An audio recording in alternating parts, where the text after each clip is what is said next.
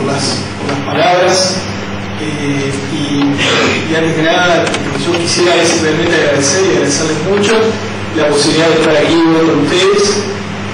Para mí es realmente un honor, es un verdadero placer.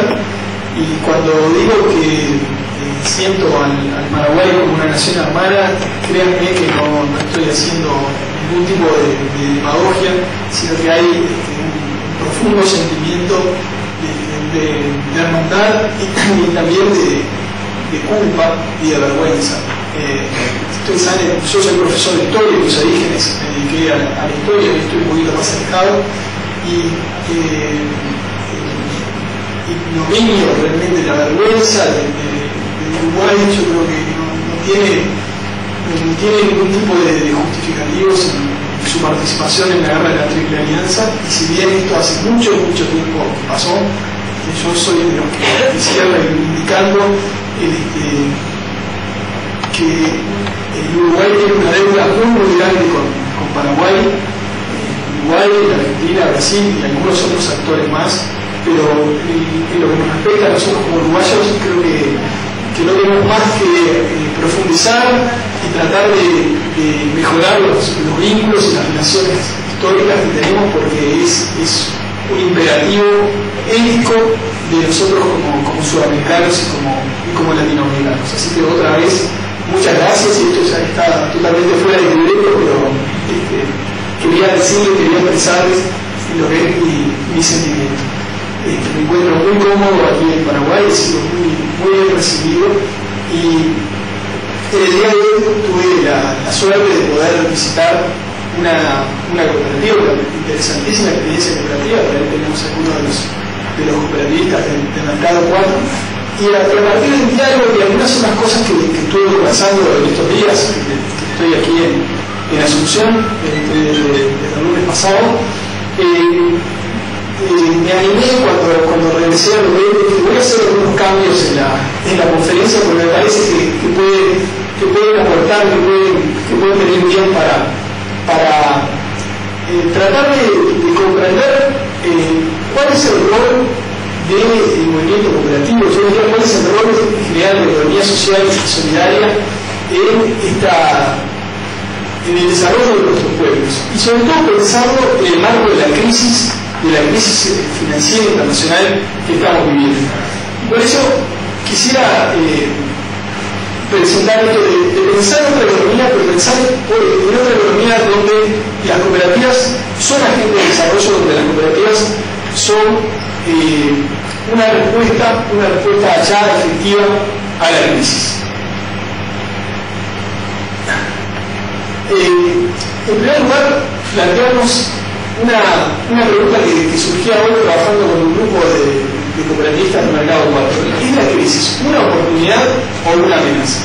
Se trata de la crisis, la debemos entender como una amenaza y debemos cerrarnos y debemos abroquelarnos en torno a esta crisis, o presenta un margen de oportunidad importante. Y ahí se me venían a la cabeza las palabras del filósofo francés Eduard Morin, que decía que la crisis, antes que nada, es un momento revelador. Que la crisis se presenta como un momento revelador del momento que deja ver aquellas cosas que antes no se veían, ¿sí?, y las muestra y las hace visibles. En ese sentido, la crisis aparece como oportunidad, aparece como la oportunidad de hacer visible algunas cosas que antes no lo veían. Si interpretamos la crisis como derrumbe o colapso, creo que vamos por mal camino. Mucho se ha hablado en los últimos tiempos del derrumbe de la economía, del colapso de la economía, y eso no dejan de ser metáforas, no deja de ser simplemente una metáfora que nos dice de una situación crítica, de una situación conflictiva, de un momento de cambio. Pero la economía no se derrumba como un edificio. La economía no colapsa, porque las personas siguen viviendo, tienen que cubrir sus necesidades, y por eso de alguna forma lo siguen haciendo. Tal vez sí, muy diferente a como lo hacían antes, pero sí lo siguen haciendo. Y debemos entender que la crisis actual, la crisis financiera, esta crisis tan mental, la que vivimos, No es la primera crisis y seguramente no será la última. ¿Sí? Es una característica de la economía capitalista esto de los ciclos de crisis en crisis. Desde hace muchísimos años, ¿sí?, la economía capitalista ha venido de un periodo de auge y de baja, de auge y de baja. Crisis frecuentes, crisis a veces más largas, más cortas, podemos identificar ciclos más largos o ciclos más cortos, pero la crisis es algo, parece que inherente a la economía capitalista. Y lo que nos presenta la crisis es la necesidad de aprender de la crisis. Y sobre todo aprender qué nos dejaron las crisis anteriores y sus consecuencias. Cuando estalla la crisis financiera en los Estados Unidos a partir de septiembre del año pasado, se plantea enseguida la comparación con la crisis de 1929. Y se plantea en el sentido de una crisis fuerte, de una crisis profunda del sistema capitalista. Pero creo que va más allá de eso. Justo en septiembre del año pasado, sobre fines de septiembre, el economista norteamericano Joseph Stiglitz, jefe de asesores del gobierno de Bill Clinton y además premio Nobel de Economía, en una conferencia que tuve la oportunidad de escuchar en la ciudad de Sevilla, en el encuentro del CIEC, el Centro de Investigaciones y Estudios para la Economía Cooperativa y Pública, hacía una comparación que la ponía en estos términos. Decía Stiglitz: así como la caída del muro de Berlín marcó el fin del comunismo, aunque la debilidad del sistema fuera evidente mucho tiempo antes, el 15 de septiembre pasado, nosotros nos encontrábamos a 15 días de esos acontecimientos, el 15 de septiembre pasado marcó el fin del fundamentalismo de mercado, aunque las debilidades de este sistema fueran también evidentes mucho tiempo atrás. Fue aquel día en que el gobierno americano declaró que ya no creía que los mercados fueran a funcionar por sí mismos y que para que la economía americana pudiera continuar funcionando sería necesaria una intervención masiva del gobierno a una escala sin precedentes, incluso mayor que la que se dio en la Gran Depresión. Con esta comparación, esta doble comparación que hace Stiglitz, por un lado, es decir, esto es de la misma envergadura que la caída del muro de Berlín. Estamos frente al fin de un sistema. Y además se trata de una crisis comparable, similar o aún peor que la crisis de 1929.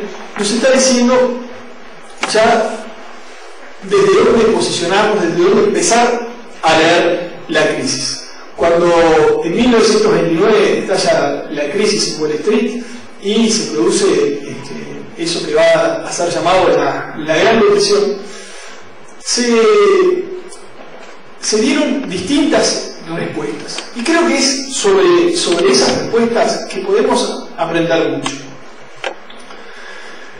Los problemas del cambio de computador, discúlpenme. La crisis en 1929 sin duda que fue una crisis muy fuerte, pero tal vez esta crisis puede ser más fuerte aún. Solo que la economía pareciera estar más preparada a enfrentar esta crisis que aquella de 1929. ¿Por qué? Porque hay hoy en día mecanismos de cobertura de riesgos que antes no se encontraban, ¿sí? Una de las imágenes más fuertes de la Gran Depresión post-crisis de 1929 es que los propios soldados americanos que habían peleado en la Primera Guerra Mundial no tenían ningún tipo de cobertura de salud, ni tenían ningún seguro de vejez, ninguna jubilación, apenas una muy magra pensión.